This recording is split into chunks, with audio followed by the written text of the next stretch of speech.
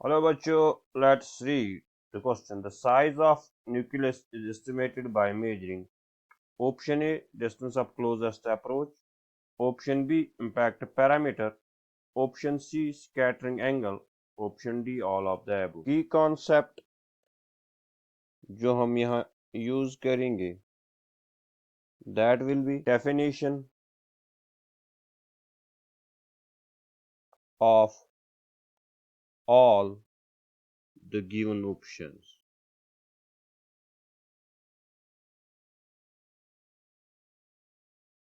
अब सबसे पहले अगर हम एक न्यूक्लियस लें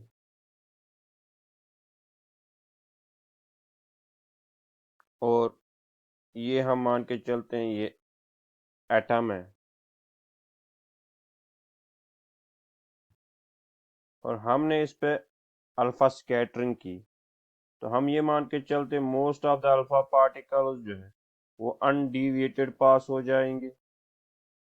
जो मैंने ब्लू लाइन्स दिखाई इन पे कोई फर्क नहीं पड़ेगा, जैसे आई वैसे निकलेंगे। कुछ अल्फा पार्टिकल जो न्यूक्लियस के करीब होंगे ये रिबाउंड होके जाएंगे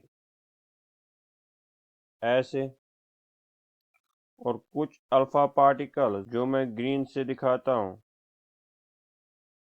ये न्यूक्लियस से टकराने से पहले ही वापस जाएंगे।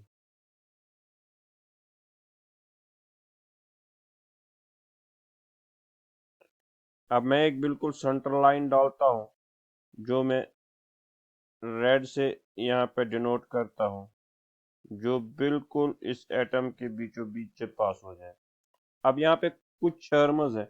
सबसे पहले अगर हम देखें ये इनिशियल वेलोसिटी वेक्टर है, जब एक अल्फा पार्टिकल आया इन दोनों के बीच में जो परपेंडिकुलर डिस्टेंस है that is known as impact parameter. और यहाँ पे जो जैसे इस लाइन को आना था इन दोनों के बीच में अब जो deviation I it is denoted by theta, और इस थीटा को बोला जाता है स्कैटरिंग एंगल। यहाँ पे मैं एक और चीज दिखाता हूँ कि ब्रिंजल कलर से जो मैंने दिखा है कि ये बिल्कुल यहाँ पहुंचने से पहले यहाँ पे रुक गई कि जब ये अल्फा पार्टिकल मोशन में आ रही तो हम ये मान के चलते हैं यहाँ पे रुक गई। This distance is known as distance of closest approach. तो यहाँ से हमें पता चलता है कि अगर हमें न्यूक्लियस एस्टिमेट करना हो, न्यूक्लियस को मेजर करना हो, तो हमें अल्फा स्कैटरिंग एंगल भी मदद करता है, हम इम्पैक्ट पैरामीटर से भी निकाल सकते हैं, हम डिस्टेंस ऑफ क्लोजेस्ट अप्रोच से भी निकाल सकते हैं। So the answer for this question will be option D. Hope you understand the question. Best of luck.